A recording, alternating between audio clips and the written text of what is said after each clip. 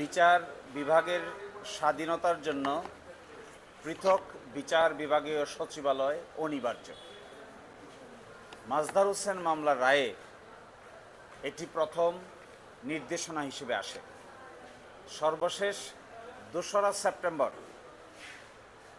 2025 সালে আমাদের high court division রায় দিয়ে বলেন 20 দিনের ভিতরে বা 3 মাসের ভিতরে পৃথক বিচার বিভাগীয় সচিবালয় প্রতিষ্ঠা করতে হবে।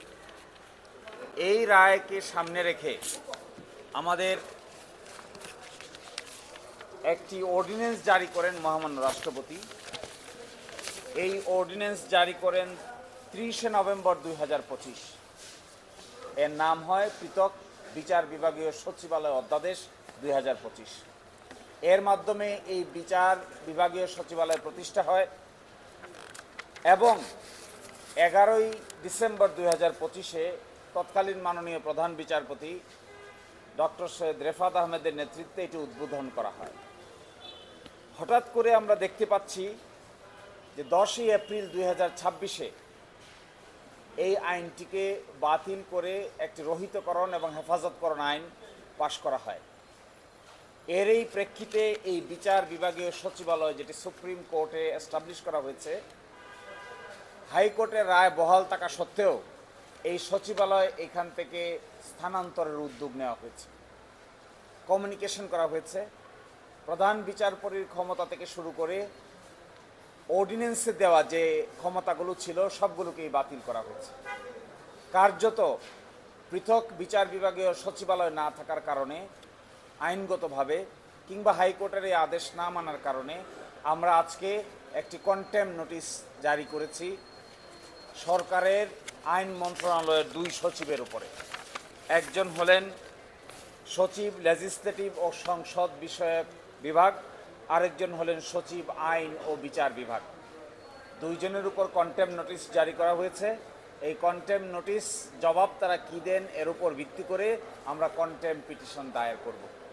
হাইকোর্টের যে নির্দেশনা আছে এই নির্দেশনা এখনও বহাল আছে। এখনও সুপ্রিম কোর্টে তা স্থগিত হয়নি, অন্য কোনো আদেশও জারি করা হয়নি।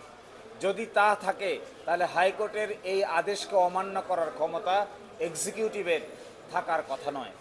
এই আদেশ থাকা সত্ত্বেও তারা বিচার বিভাগীয় সচিবালয় স্থানান্তর করছেন, স্থানান্তর করার জন্য কমিউনিকেট করছেন, সব কিছুকে আইন মন্ত্রণালয়ের উপর ন্যস্ত করার জন্য আদেশ দিচ্ছেন।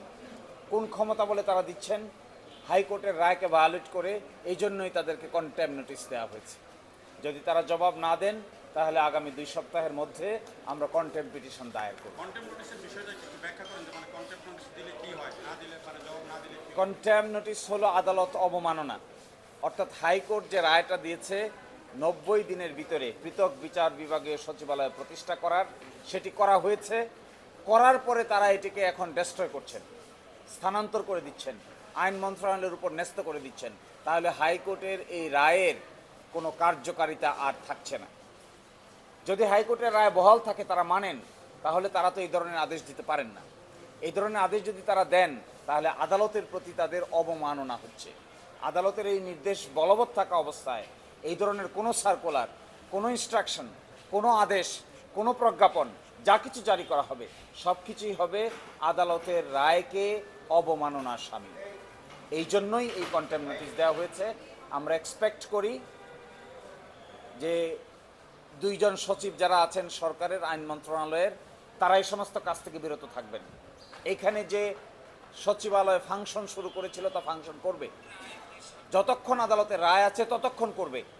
আদালতের রায়কে যদি তারা চ্যালেঞ্জ করেন তারা করতে পারেন, উচ্চ আদালতে যেতে পারেন, কিন্তু তারা উচ্চ আদালতে যাননি, কোনো মামলা ফাইল করেননি, কোনো আপিল ফাইল করেননি। অথচ হাইকোর্টের রায়টাকে, হাইকোর্টের আদেশটাকে ইনঅপারেটিভ করে দিচ্ছেন, অকার্যকর করে দিচ্ছেন। এটি আদালতের রায়ের প্রতি বৃদ্ধাঙ্গুলি প্রদর্শনের শামিল। আমরা এক্সপেক্ট করব এখান থেকে তারা বিরত থাকবেন, অন্যথায় আমরা কন্টেম পিটিশন হাইকোর্টের উপযুক্ত বেঞ্চে দায়ের করব।